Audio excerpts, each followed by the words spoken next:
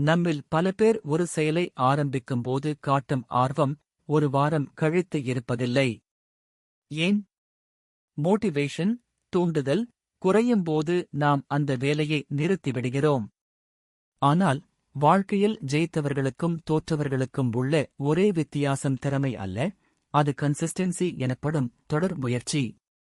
இன்று நீங்கள் எப்படி எதிலும் சோர்வடையாமல் தொடர்ந்து செயல்படுவது என்பதைப் பற்றி பார்ப்போம். பாயிண்ட் நம்பர் 1: ஊக்கம், மோட்டிவேஷன் வர்சஸ் ஒழுக்கம், டிசிப்ளின். பேசுபவர்: நிறைய பேர் நினைப்பது என்னவென்றால் ஒரு வேலையைச் செய்ய மூட் வரவேண்டும் என்று. ஆனால் உண்மை என்னவென்றால் மோட்டிவேஷன் என்பது தீக்குச்சி போல சட்டென்று எரியும், உடனே அணைந்துவிடும். ஆனால் கன்சிஸ்டென்சி என்பது மெழுகுவர்த்தி போல நிதானமாக தொடர்ந்து வெளிச்சம் தரும். ஒரு நாள் 10 மணி நேரம் ஜிம்மிற்குப் போவதை விட தினமும் 20 நிமிடம் உடற்பயிற்சி செய்வதுதான் உங்கள் உடலை மாற்றும். இதுதான் கம்பவுண்ட் எஃபெக்ட். அதாவது சிறிய விஷயங்களை சரியாக தொடர்ந்து செய்யும்போது அதன் பலன் பல மடங்காக திரும்பக் கிடைக்கும். பாயிண்ட் நம்பர் 2: எப்படி தொடர்ந்து செயல்படுவது? 3 வழிகள். 1. சின்னதாக தொடங்குங்கள். Start small. சோகஸ்மேலி முதல் நாளிலேயே சிகரத்தை அடைய நினைக்காதீர்கள். தினமும் ஒரு பக்கம் படிப்பது அல்லது 10 நிமிடம் நடப்பது என மிகச்சிறிய இலக்குகளை வையுங்கள்.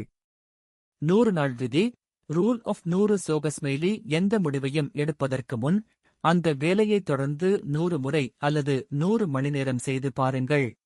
அதற்கு முன் இது எனக்கு வராது என்று சொல்லாதீர்கள்.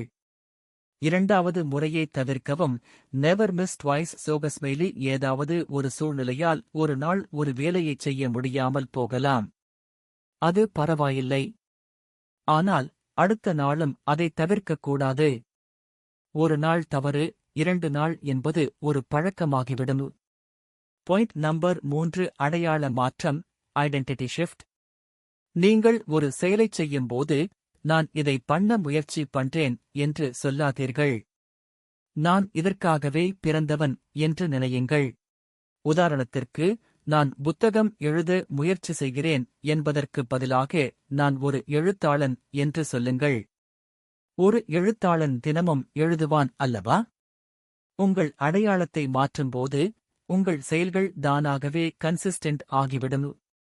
முடிவுரை: தி எண்ட் ரிசல்ட். வெற்றி என்பது ஒரே நாளில் கிடைப்பதல்ல, அது ஒவ்வொரு நாளும் நாம் செய்யும் சிறிய முன்னேற்றங்களின் மொத்த உருவம். இந்த வீடியோ உங்களுக்கு பிடித்திருந்தால் இன்று முதல் நீங்கள் எந்த ஒரு பழக்கத்தை தொடர்ந்து செய்யப் போகிறீர்கள் என்பதை கீழே கமெண்ட் செய்யுங்கள்.